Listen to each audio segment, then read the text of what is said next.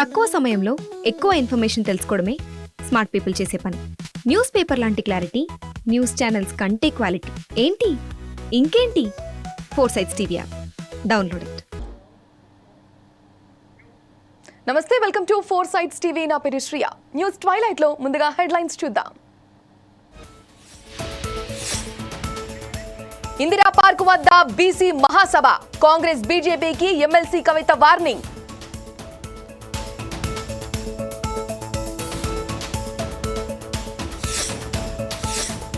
Allu Arjun regular bail petition కాసేపట్లో తీర్పు.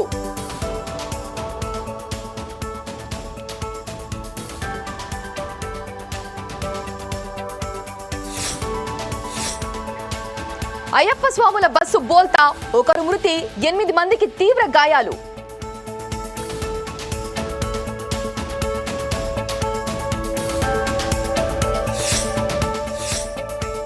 గురుకులాలలో పరిస్థితి అధ్వానం, ఏబీవీపీ ఆందోళన.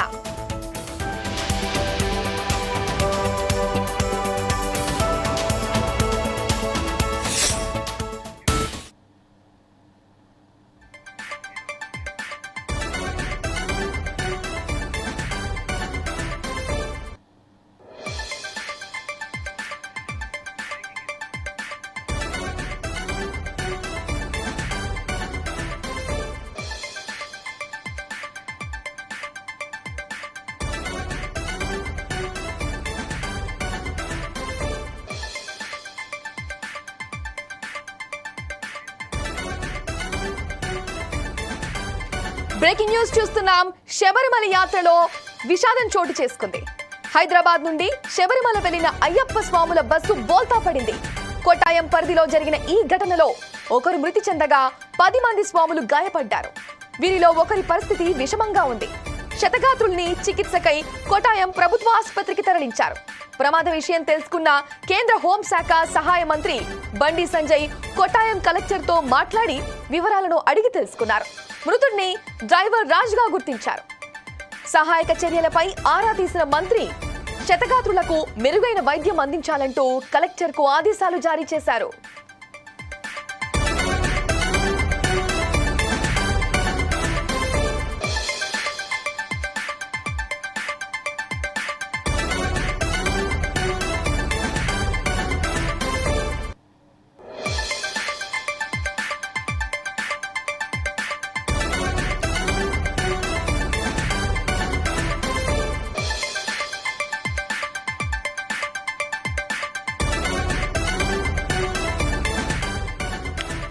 బ్రేకింగ్ న్యూస్ చూస్తున్నాం. శబరిమల యాత్రలో విషాదం చోటు చేసుకుంది. హైదరాబాద్ నుండి శబరిమల వెళ్లే అయ్యప్ప స్వాముల బస్సు బోల్తా పడింది. కొట్టాయం పరిధిలో జరిగిన ఈ ఘటనలో ఒకరు మృతి చెందగా 10 మంది స్వాములు గాయపడ్డారు. వీరిలో ఒకరి పరిస్థితి విషమంగా ఉంది. క్షతగాత్రుల్ని చికిత్సకై కొట్టాయం ప్రభుత్వ ఆసుపత్రికి తరలించారు. ప్రమాద విషయం తెలుసుకున్న కేంద్ర హోంశాఖ సహాయ మంత్రి బండి సంజయ్ కొట్టాయం కలెక్టర్ తో మాట్లాడి వివరాలను అడిగి తెలుసుకున్నారు. మృతుడిని డ్రైవర్ రాజ్గా గుర్తించారు. సహాయక చర్యలపై ఆరా తీసిన మంత్రి క్షతగాత్రులకు మెరుగైన వైద్యం అందించాలంటూ కలెక్టర్కు ఆదేశాలు జారీ చేశారు.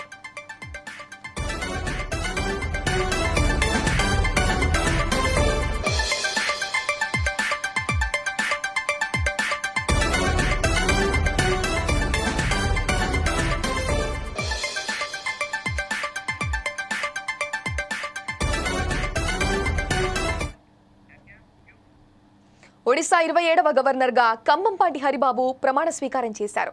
భువనేశ్వర్లోని రాజ్ భవన్ లో హైకోర్టు ప్రధాన న్యాయమూర్తి జస్టిస్ చక్రాధర్ చరణ్ సింగ్ ఆయనతో ప్రమాణ స్వీకారం చేయించారు. ఈ కార్యక్రమంలో సీఎం మోహన్ చరణ్ భాగి, ప్రతిపక్ష నేత మాజీ సీఎం నవీన్ పట్నాయక్, పలువురు మంత్రులు, ప్రజా ప్రతినిధులు, ఇతర ప్రముఖులు పాల్గొన్నారు.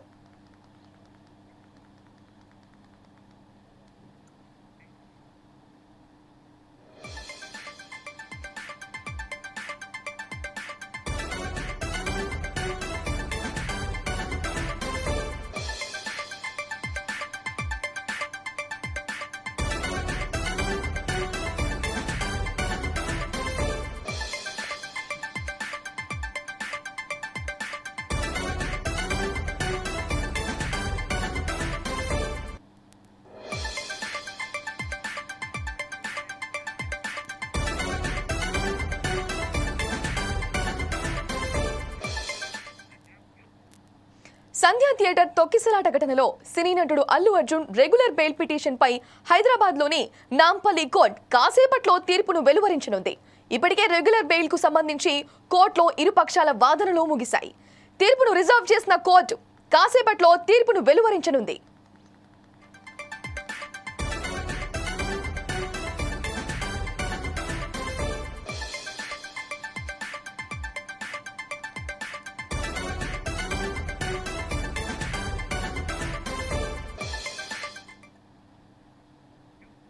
రాష్ట్రంలో గురుకులాలలో విశ్వవిద్యాలయాల్లో పరిస్థితి అధ్వానంగా మారిందని ఏబీవీపీ ఆధ్వర్యంలో మహబూబ్ నగర్ జిల్లా కేంద్రంలో కలెక్టరేట్ ముందు నిరసన చేపట్టారు.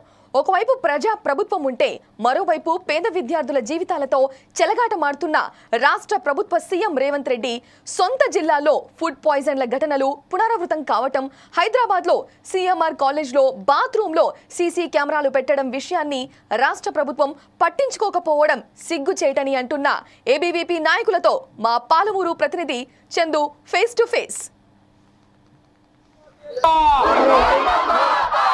తెలంగాణ రాష్ట్రంలో కాంగ్రెస్ ప్రభుత్వం ఏర్పడిన తర్వాత గురుకులాల్లో నాణ్యమైన భోజనం లేదంటూ అక్కడక్కడ విద్యార్థి సంఘాలు కావచ్చు, అదేవిధంగా అన్ని సంఘాలు కూడా ధర్నా చేసిన కార్యక్రమం అయితే కనబడుతుంది. ప్రస్తుతం మన మహబూబ్ నగర్ జిల్లా కేంద్రంలో ఉన్నటువంటి కలెక్టరేట్ ముందల ఏబీవీపీ ఆధ్వర్యంలో ధర్నా కార్యక్రమం అయితే చేపడుతున్నారని చెప్పుకోవచ్చు. దాదాపు 500 మంది విద్యార్థులతో ఇక్కడ ధర్నా కార్యక్రమం చేపట్టారు. అసలు ఆ ధర్నా సంబంధించినటువంటి విషయాలు ఏంటి అనే విషయాన్ని తెలుసుకోబోతున్నాం. ప్రస్తుతానికి కలెక్టరేట్ లో చూడొచ్చు, మన కలెక్టరేట్ ముందర కూడా విజువల్స్ లో కనబడుతున్నాయి. దాదాపు ఒక 500 మందితో వాళ్ళు ధర్నా చేపట్టారు. ధర్నాకు సంబంధించిన విషయాలు తెలుసుకుందాం. ఇక్కడ మన దగ్గర విద్యార్థి సంఘాల నాయకులు ఉన్నారు, మాట్లాడదాం. ధర్నా కార్యక్రమం చెప్పండి, అసలు ధర్నా యొక్క ముఖ్య ఉద్దేశం ఏంటి? అఖిల భారతీయ విద్యార్థి పరిషత్ రాష్ట్ర శాఖ పిలుపు మేరకు ఈరోజు కలెక్టర్ దగ్గర నిరసన తెలపడం జరుగుతుంది. దీనికి కారణం రాష్ట్ర ప్రభుత్వం ఏర్పడి సంవత్సరం గడుస్తూ ఉన్నా కూడా ఇంతవరకల్లా కూడా గురుకుల హాస్టళ్లలో మౌలిక వసతులు లేకపోవడం సిగ్గుచేటని చెప్పి తెలియజేస్తా ఉన్నాం. రాష్ట్ర వ్యాప్తంగా కూడా ఇంతవరకల్లా 49 మంది విద్యార్థులు ప్రాణాలు కోల్పోయడం జరిగింది. పాము కాటు ద్వారాను, టీచర్స్ ద్వారాను, ఫుడ్ ద్వారాను ఇంతమంది విద్యార్థులు 49 మంది విద్యార్థులు ప్రాణాలు కోల్పోవడం జరిగింది. దీనికి కారణం రాష్ట్ర ప్రభుత్వం. రాష్ట్ర ప్రభుత్వం, మీ ఇంట్లో విద్యార్థులు లేరా, మీ ఇంట్లో పిల్లలు లేరా, ఆ కడుపు కోత మీకైనా తెలుస్తుందా లేదా? ఇంతమంది పేద విద్యార్థులు అణిచోక పడుతున్నప్పుడు కూడా మీరు ఇంత కూడా చీమ పందించినట్టు కూడా స్పందిస్తలేరు. రాష్ట్ర ప్రభుత్వం దీనిపై చర్యలు తీసుకోవాలని చెప్పేసి తెలియజేస్తా ఉన్నాం. నా పేరు శివ, పాలమూరు సిటీ సెక్రటరీ. అదే గురుకులాల్లో కాకుండా హైదరాబాద్ లో రీసెంట్ గా నిన్న జరిగిన విషయం పైన మీరు ఎట్లా డిమాండ్ చేస్తున్నాం? నిన్న సిఎంఆర్ కాలేజ్ లో అమ్మాయి వాష్రూమ్స్ లా కెమెరాలు దొరికినాయి. ఆ కెమెరాలు ఎందుకు దొరికినాయి? అసలుకి కఠినంగా చర్యలు తీసుకోవాలి కదా. కాలేజ్ స్టాఫ్ అయినా, కాలేజ్ ఫ్యాకల్టీ సరిగా లేకపోతే తర్వాత ఆడ చదువుకునే పిల్లలు వాళ్ళ లైఫ్ ఇప్పుడు ఏం కావాలి? ఎంతో మంది విద్యార్థులు ఆడ, ఎంతో మంది అమ్మాయిల లైఫ్ స్పాయిల్ అయిపోతుంది. ఇప్పుడు ఒక్క వీడియో బయటికి లీకేజ్ అయినా కూడా అమ్మాయి లైఫ్ ఇంకా ఆగిపోతే అక్కడనే, ఇంకా అమ్మాయి ఏడికి ముందుకెళ్తుంది. అట్లాంటి ఒక ఆడపిల్లకి ఆ రక్షణ లేకపోతే ఇంకా ఈ ప్రభుత్వం ఉండి ఏం లాభం, లేక ఏం లాభం? సంవత్సరం గడుస్తున్నా కూడా, కాంగ్రెస్ వచ్చి సంవత్సరం గడుస్తున్నా కూడా ఇంతవరకు ఒక్క వసతులు సరిగ్గా లేవు. ఆధార్ ఫ్రీ బస్ పెట్టినారు, సరే ఫ్రీ బస్ పెట్టినారు, అది మంచిగానే ఉంది.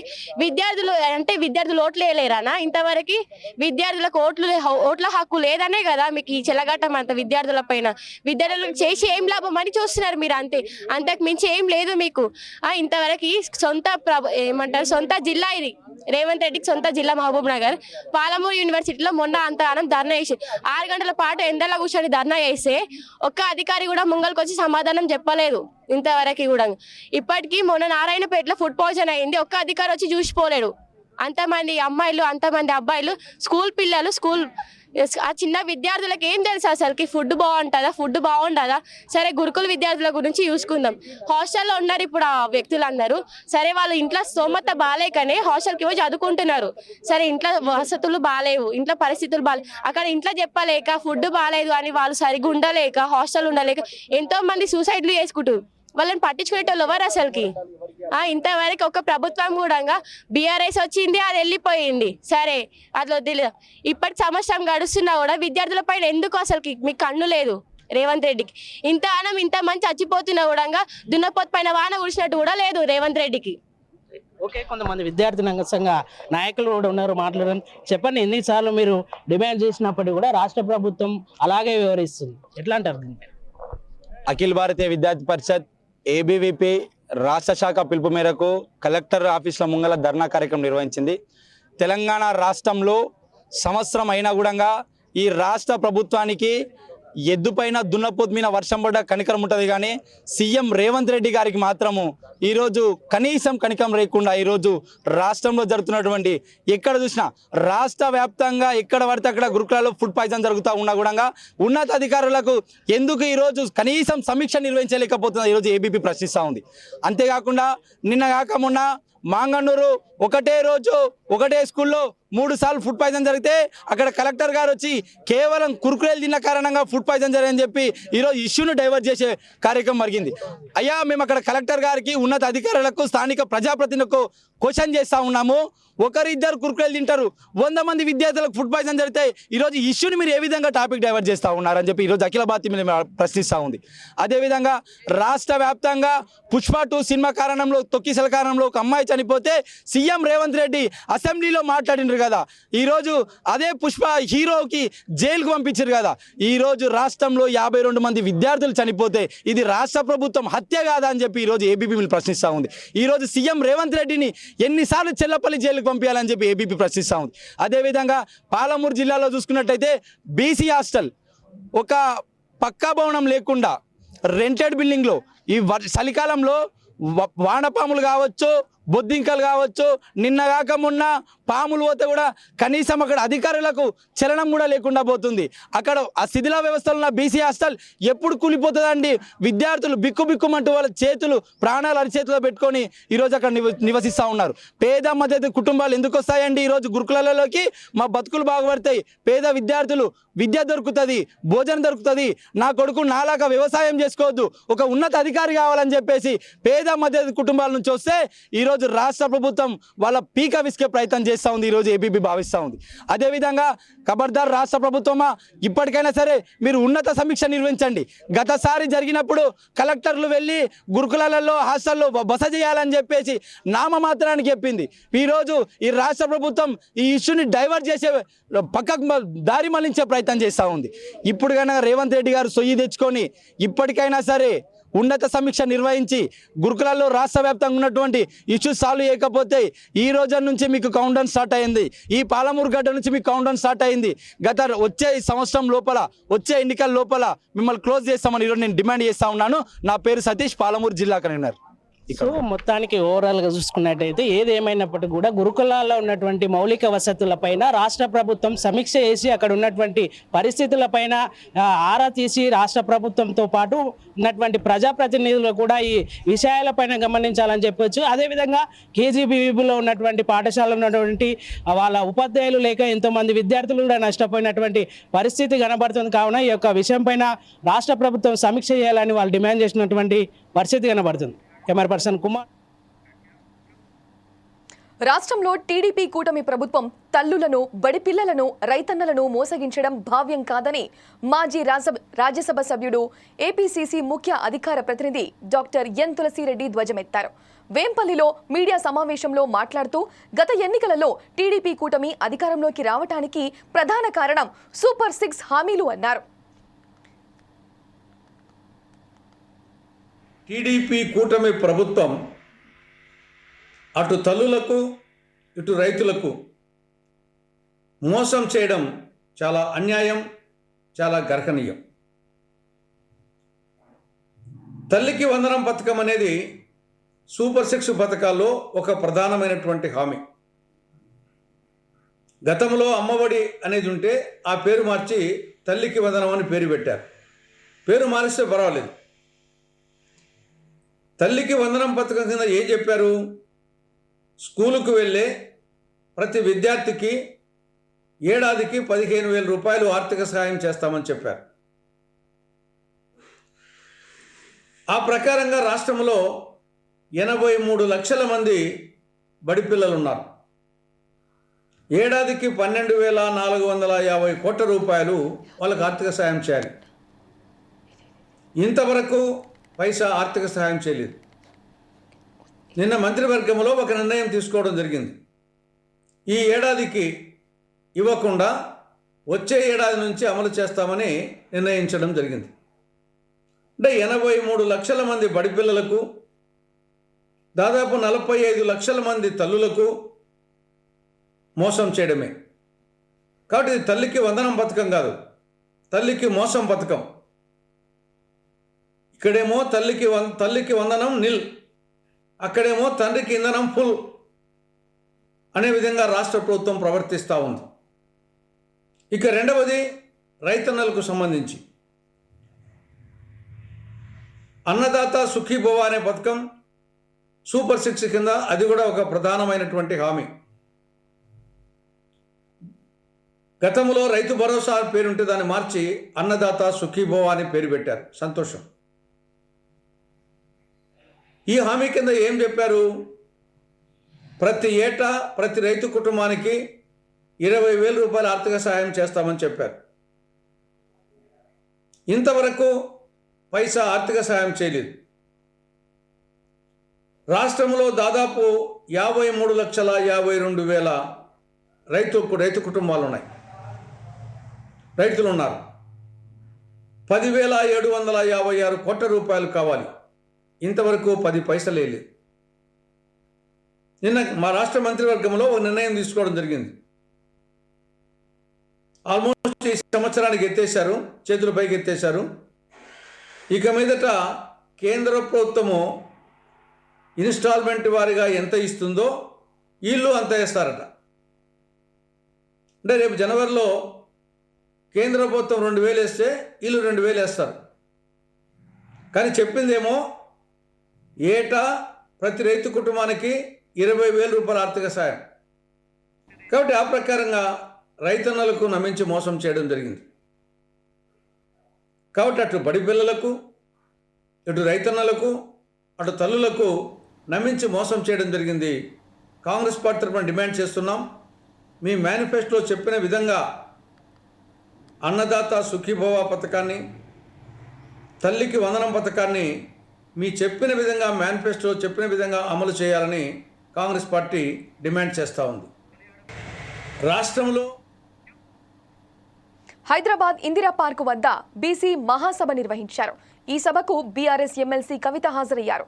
బీజేపీ, కాంగ్రెస్ బీసీలకు అన్యాయం చేసిన పార్టీలని ఎమ్మెల్సీ కవిత అన్నారు. ఏళ్లకేళ్లు బీరువాలో కమిషన్ల రిపోర్టులు కాంగ్రెస్ పార్టీ దాచిపెట్టిందని విమర్శించారు. కామారెడ్డి బీసీలకు 42% రిజర్వేషన్లు అమలు చేయాలని డిమాండ్ చేశారు.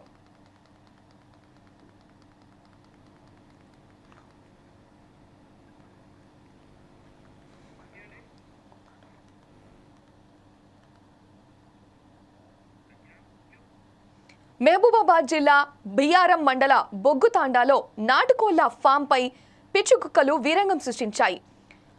జగ్గు తాండాకు చెందిన కొత్త సోమిరెడ్డి నాటుకోళ్ల ఫామ్పై యజమాని లేని సమయంలో ఇనుప కంచెలు దాటి వీధి కుక్కలు దాడి చేయడంతో 80 నాటుకోళ్లు మృతి చెందాయి.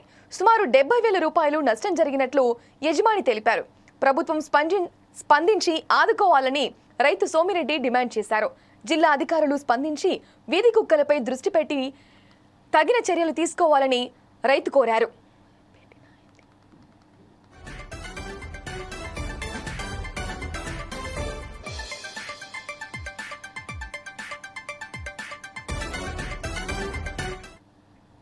హైదరాబాద్ ఉస్మానియా యూనివర్సిటీ ఆర్ట్స్ కళాశాలలో ఇంగ్లీష్ లాంగ్వేజ్ కోచింగ్ సెంటర్ ప్రారంభోత్సవానికి తెలంగాణ రాష్ట్ర గవర్నర్ బిష్ణుదేవ్ వర్మ హాజరయ్యారు. భావ వ్యక్తీకరణలో భాష ప్రముఖ పాత్ర పోషిస్తుందని, నేటి సమాజంలో ఆంగ్ల భాష కీలకంగా మారిందని రాష్ట్ర గవర్నర్ పేర్కొన్నారు. ప్రస్తుత సమాజంలో ఆంగ్ల భాష కమ్యూనికేషన్ వ్యవస్థలో కీలకంగా మారిందని, విద్యార్థులు ఈ భాషపై పట్టు సాధించాలని అన్నారు. గ్రామీణ ప్రాంత విద్యార్థులు ఆంగ్ల భాష పట్ల నైపుణ్యాలు కలిగి ఉంటే ప్రపంచ స్థాయిలో ఎదగవచ్చని సూచించారు. 107 ఏళ్ల చరిత్ర కలిగిన ఉస్మానియా యూనివర్సిటీ 1984లో ఇంగ్లీష్ డిపార్ట్మెంట్ ప్రారంభించారని తెలిపారు.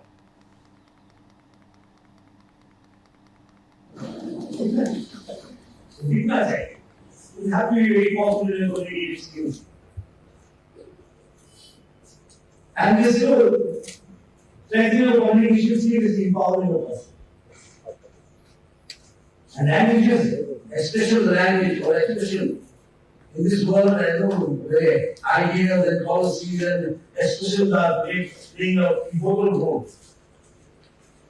In that, how do we get to the last part? This delivery of education is the delivery of empowerment. Today, education is empowerment. It is not information or learning techniques, library, sitting down notes, and getting grades in exams. That is not kind of education. Today, education empowers. And we must empower the people living in the margins first. People don't have opportunity that we have to bring this work. As we think of making a Viksit Bharat or a progressive Bharat, we cannot make a progressive Bharat without taking in the people who are Rajahmundry తూర్పుగోదావరి జిల్లాలో మాజీ మంత్రి Venugopalakrishna, parliament incharge గూడు Srinivas media సమావేశం నిర్వహించారు. ఎన్నికల ముందు కూటమి ప్రకటించిన సూపర్ 6 ఇప్పటి వరకు అమలు కాలేదని మాజీ మంత్రి విమర్శించారు. చంద్రబాబు ప్రజలను మోసం చేశారని మండిపడ్డారు. ఈ ఏడాది విద్యార్థులకు అమ్మఒడిని అందజేయలేదని ఆరోపించారు.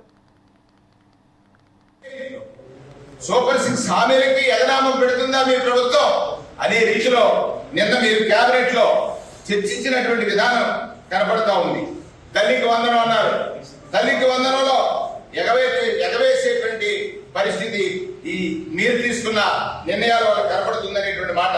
అన్నదాత సుఖీభవ, ఆడబిడ్డకు నిధి, ఉద్యోగులకు పిఆర్సీ, నిరుద్యోగ భృతి, కొత్త ఏడాది కోటి కళ్ళలతో ఎదురు చూస్తున్నటువంటి తల్లులకు, రైతులకు, ఉద్యోగులకు, నిరుద్యోగులకు మీరు మళ్ళీ నిరాశ మిగులుస్తున్నారనేటువంటి మాట సందర్భంగా మనం చేస్తా ఉన్నాను. నిన్న కేబినెట్ లో మీరు ఏదైనా కొత్త నిర్ణయం తీసుకుంటారా అని ఆలోచించాం. ఆ నిర్ణయం అక్కడ కనపడలేదని. ఏలూరు జిల్లా కామవరపుకోట మండలంలో సావిత్రిబాయి పులే జయంతిని సిపిఐ మండల సమితి ఆధ్వర్యంలో ఘనంగా నిర్వహించారు. జ్యోతిరావు పులే చిత్రపటానికి సిపిఐ మండల కార్యదర్శి టీవీఎస్ రాజు, గ్రంథాలయ అభివృద్ధి కమిటీ చైర్మన్ షేక్ ఇబ్రహీం పూలమాల వేసి నివాళులర్పించారు. స్త్రీవాద ఉద్యమ నేతగా, రచయితగా, మహిళా ఉపాధ్యాయురాలిగా, కుల మతాలకు అతీతంగా సమాజాన్ని ప్రేమించిన ప్రేమ స్వరూపిణి జ్యోతిరావు పులే అని టీవీఎస్ రాజు కొనియాడారు. ఆధునిక విద్య ద్వారా మాత్రమే స్త్రీ విముక్తి సాధ్యమవుతుందని అన్నారు. తొలి ఉపాధ్యాయుని సావిత్రిబాయి పూలే జయంతి జరుపుకుంటున్నాము. సర్వసాధారణంగా జయంతులు అందరూ జరుపుకుంటాం, కానీ సావిత్రిబాయి పూలే జయంతి జరుపుకోవడానికి ఒక ప్రత్యేకత ఉన్నది. ఆమె ఆ కాలంలోనే బ్రిటిష్ ముష్కరులకు వ్యతిరేకంగా ఆందోళన చేస్తూనే ఆనాడు మరి భర్త చనిపోతే సహగమన సిద్ధాంతం అనేది ఛంద సిద్ధాంతం ఉండేది ఆ రోజుల్లో.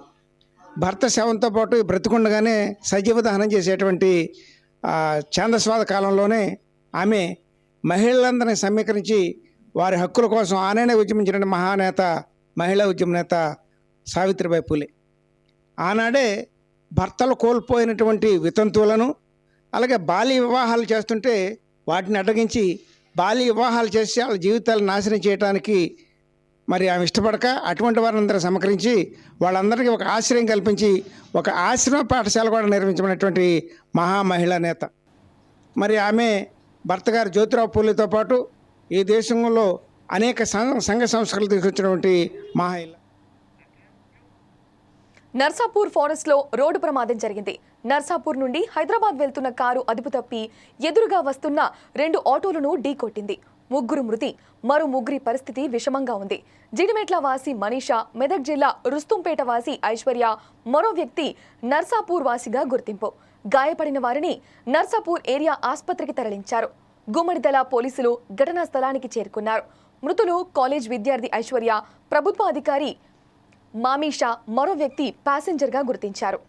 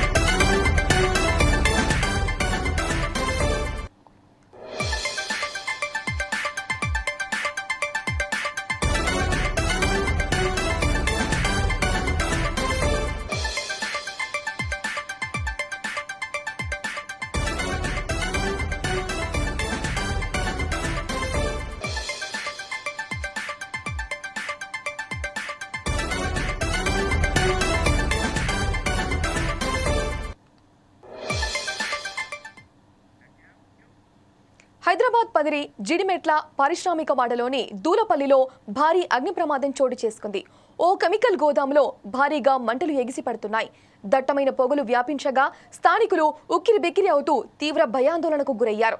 సమాచారం అందుకున్న అగ్నిమాపక సిబ్బంది 2 ఫైర్ ఇంజన్లతో అక్కడకు చేరుకొని మంటలు అదుపు చేశారు. ఎలాంటి ప్రాణ నష్టం జరగలేదని అధికారులు వెల్లడించారు. ఎలాంటి అనుమతులు లేకుండా కెమికల్ గోదాంలను నిర్వాహకులు నడుపుతున్నట్లు తెలుస్తోంది. పోలీసులు ఈ ఘటనపై ఆరా తీస్తున్నారు.